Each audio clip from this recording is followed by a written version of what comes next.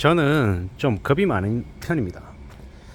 이미 이제 힘들고 어려운 일들을 좀 많이 겪다 보니까 이 다음에는 함부로 모험 걸거나 도박하거나 해서는 안 된다라는 생각을 뼈저리게 이제 요즘 하며 살죠. 근데 이제 최근에 와서 보면 뭐 2019년, 2020년, 21년, 22년 이래저래 보면 아는 이렇게 지인들, 후배들, 뭐 동료들 빚내는 걸 너무 쉽게 생각하는 사람들이 많더라고요. 믿기 어려울 정도로 되게 빚을 많이 내더라는 겁니다. 빚을 얼마를 내냐? 5억씩, 7억씩 이렇게 내더라는 겁니다. 감당이 안 될 정도로 엄청나게 빚을 많이 내더라. 그런 이들이 그렇게 빚을 많이 내는 이유가 뭘까? 욕심이죠, 욕심. 욕심 때문에 그렇게 빚을 왕창 내는 겁니다. 뭐 10억짜리 집을 사는데 자기 돈 1억 가지고 집을 삽니다. 1억. 그냥 이제 계약금만 자기 돈이고 나머지 9억은 중도금 대출, 나머지 잔금 다 대출. 뭐 입주할 때쯤 되면 집값 10억짜리가 15억 되고 18억 돼서 이제 충분히 남긴다 이렇게 생각을 하는 겁니다. 그게 이미 지금 대한민국에서 벌어지고 있는 일인데 정상이냐라고 생각하면 좀 제정신이 아닌 것 같죠. 세상에 그렇게 쉽게 돈 버는 일이 있다라고 하면 뭐 너도나도 다 하겠죠. 물론 최근에 지난 몇 년 동안 그렇게 다 쉽게 돈 번다라고 생각하고 너도 나도 전부 다 영끌에 나섰습니다. 근데 영끌족들의 최후가 어떻게 되냐?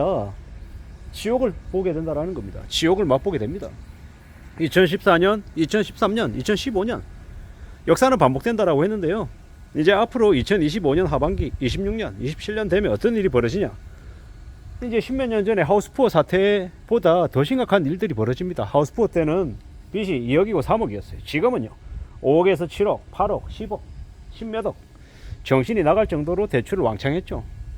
뭐 중국에는 뭐 30억짜리 집 사는데 뭐 10억은 자기 돈이고 20억은 대출이고 뭐 이렇게 해가지고 뭐 집을 사고 막 그랬답니다. 그랬는데 최근에 30억짜리가 20억으로 주저앉으니까 어떻게 됩니까? 자기 원금 10억이 다 날라간 거죠. 게다가 그 20억 대출이잖아요.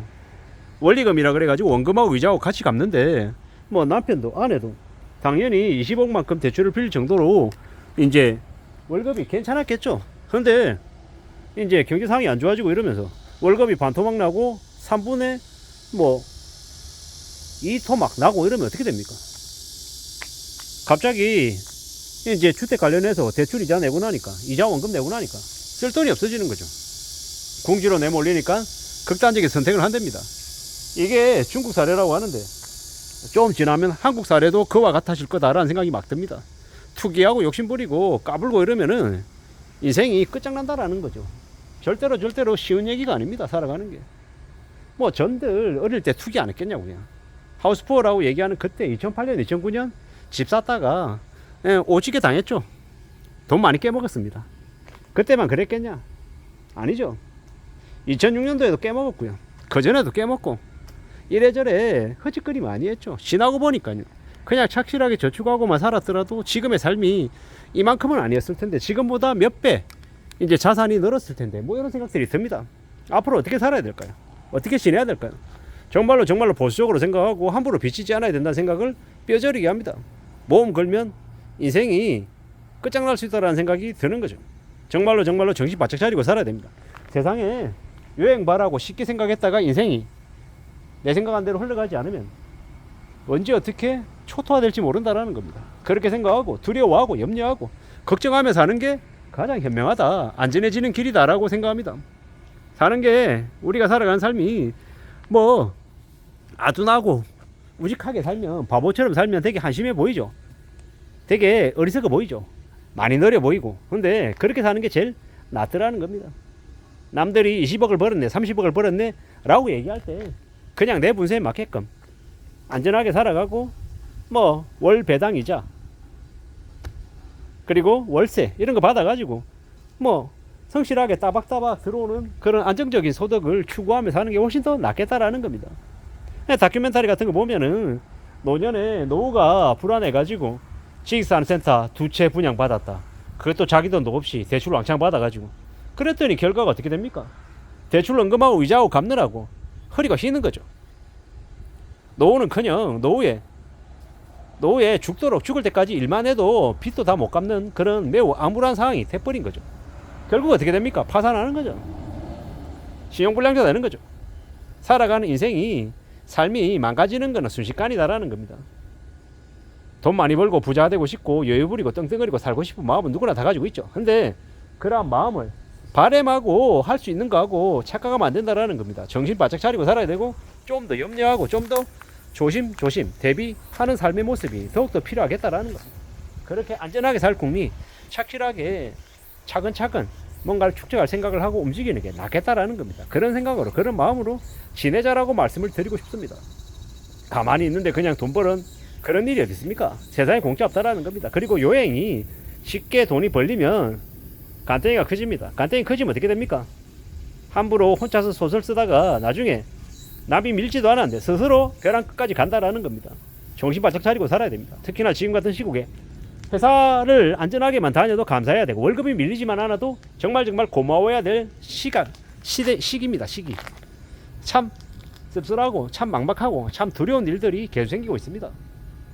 저는 저대로 이제 벌써 이제 월급이 나온다 안 나온다 뭐 이런 것들 때문에 고민하고 걱정하는 처지에 몰려 있죠. 어떻게 살아야 되겠습니까? 그 힘들고 어려운 또 상황도 잘 견디고 극복하고 또 이겨내야 된다 뭐 이런 생각들도 많이 하고 있습니다. 우리가 살아가는 삶이 힘들기 때문에 어렵기 때문에 그 힘들고 어려운 상황들도 또 헤쳐나가고 극복하고 하면 또 나중에 좋은 일이 생기지 않을까 뭐 이런 생각들을 지금 하고 있습니다. 물론 삶이 제 생각대로 흘러가지 않을 거다라는 것도 알고 앞으로의 삶이 더 막막하고 더 어려울 거라는 것도 압니다. 그럼에도 불구하고 또 살아가야죠. 포기할 수 없잖아요. 왜? 아이들 먹여 살려야 되니까요. 가장이니까요. 다만 이제 앞으로 가만히 있을 수는 없고 뭐라도 해야 된다는 생각을 더욱더 하며 사는 겁니다. 우리가 살아가는 삶을 좀 더 냉정하게 바라보고 겁내고 두려워하고 우려하고 또 어떻게 살아야 될지를 잘 따져보면서 좀 진지하게 삶을 헤쳐나가야 될 것 같습니다. 그래야 된다는 생각을 지금 하고 있습니다. 경거망동하거나 함부로 서두르거나 까불어서는 안 되겠다라는 거, 유행을 반해서는 안 되겠다는 생각을 더욱더 하고 있습니다.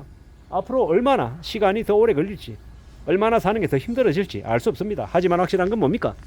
정신 바짝 차리고 내 새끼들, 내 아이들 배 고프지 않게 하기 위해서 입히고 먹히고 재우고 할 수 있기 위해서 저나 제 와이프나 뭐 부모들이 정신 바짝 차리고 정말로 살아가야 되는 거죠.